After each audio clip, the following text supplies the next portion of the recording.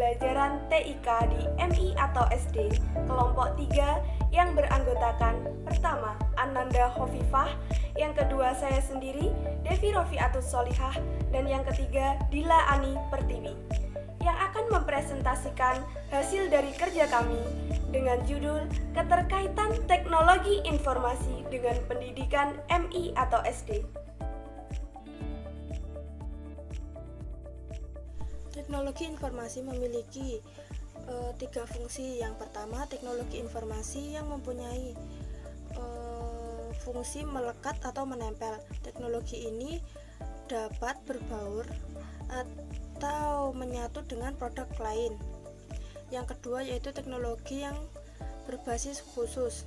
Teknologi ini memiliki tugas khusus saat beroperasi. Yang ketiga, teknologi serbaguna. Teknologi ini bisa digunakan siapapun dan untuk apapun. Juga bisa digunakan oleh masyarakat secara luas dan tanpa batas waktu. Ada tiga peranan dalam teknologi informasi. Yang pertama yaitu suplemen atau tambahan. Siswa diberi kebebasan sehingga siswa dapat memanfaatkan teknologi informasi ini untuk menambah wawasan dan memperluas jalan pemikirannya. Yang kedua yaitu komplement atau pelengkap. Jadi teknologi informasi ini dipergunakan untuk mengakses materi pembelajaran guna untuk melengkapi materi pembelajaran yang sudah diterima siswa, sehingga materi ini dapat menjadi pengayaan terhadap murid. Kemudian yang terakhir yaitu substansi atau pengganti. Jadi teknologi informasi digunakan untuk mengakses atau mengelola sehingga siswa dapat menyesuaikan waktu dan tempatnya. Selanjutnya kita akan membahas materi integrasi teknologi informasi dalam pendidikan di SD atau MI. Proses pembelajaran di SD atau MI ini dapat memanfaatkan teknologi informasi sebagai sumber belajar dan media pembelajaran, sehingga guru dapat menyampaikan materi pelajaran sebagai bahan ajar dengan mudah, dan siswa dapat lebih mudah untuk memahami materi pelajaran. Selain itu, pemanfaatan integrasi teknologi informasi di SD atau MI akan menarik siswa untuk belajar dan membuat siswa menjadi lebih aktif dalam pembelajaran. Tidak hanya itu, integrasi teknologi informasi juga dapat memberikan pengalaman baru kepada siswa untuk mengenal dan mempelajari kegunaan dari teknologi guna membantu siswa sendiri dalam menyelesaikan suatu permasalahan di kehidupan nantinya. Dengan adanya manfaat integrasi teknologi informasi, guru tentunya dituntut untuk lebih kreatif dan inovatif dalam memanfaatkan teknologi informasi yang telah ada. Berikut beberapa potensi manfaat teknologi informasi komunikasi untuk pendidikan. Yang pertama, berfungsi sebagai fasilitator untuk pembelajaran seumur hidup apabila digunakan dengan tepat. Kedua, memberikan perubahan terhadap peran guru dalam proses mengajar dan peran siswa dalam proses belajar.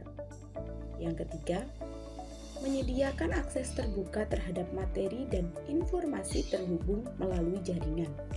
Yang keempat, mengurangi kendala waktu dan ruang dalam lingkungan belajar. Yang kelima, memberikan dukungan terhadap organisasi dan manajemen pembelajaran di dalam pendidikan.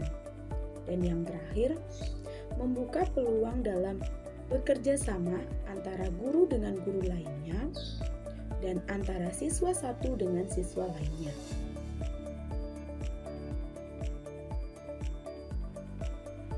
Baik, selanjutnya yaitu pengenalan model pembelajaran melalui media internet dan elektronik.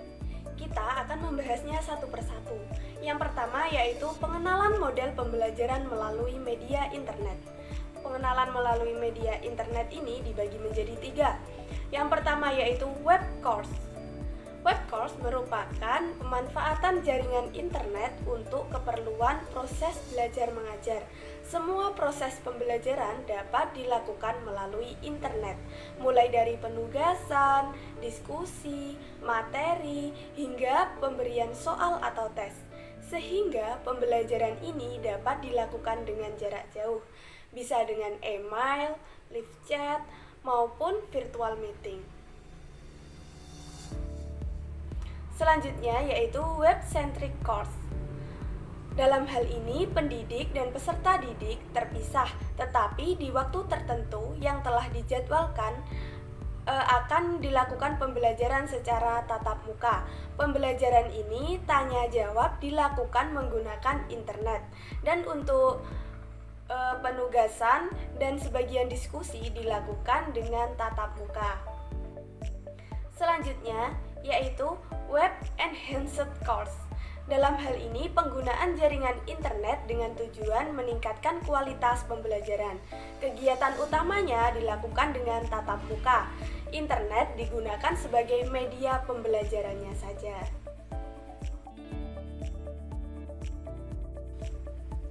Yang kedua yaitu model pembelajaran menggunakan media elektronik. Awal pembelajaran elektronik atau biasa disebut dengan e-learning ini dipakai dalam menyampaikan ide atau pendapat terkait pembelajaran di tahun 1970-an, sehingga e-learning dijadikan sebagai media pembelajaran yang menggunakan alat elektronik dalam pelaksanaannya.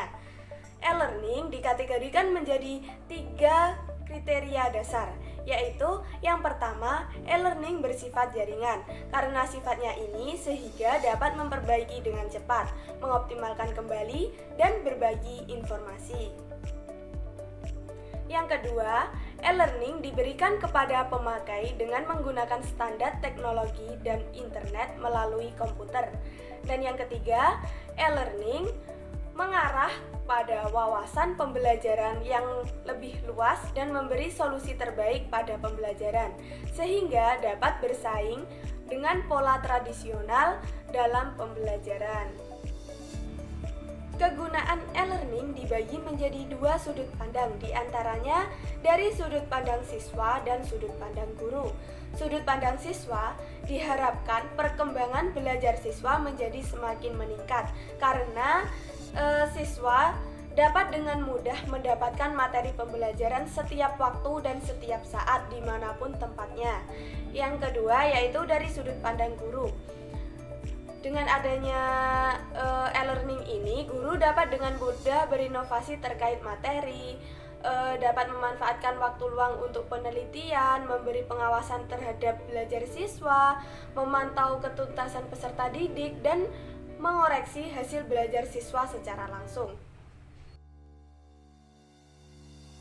Jadi, dapat ditarik kesimpulan bahwa pembelajaran melalui media internet dan elektronik sangat dibutuhkan untuk menunjang proses pembelajaran yang lebih baik lagi dan memiliki manfaat yang sangat banyak, baik dari guru maupun dari peserta didik.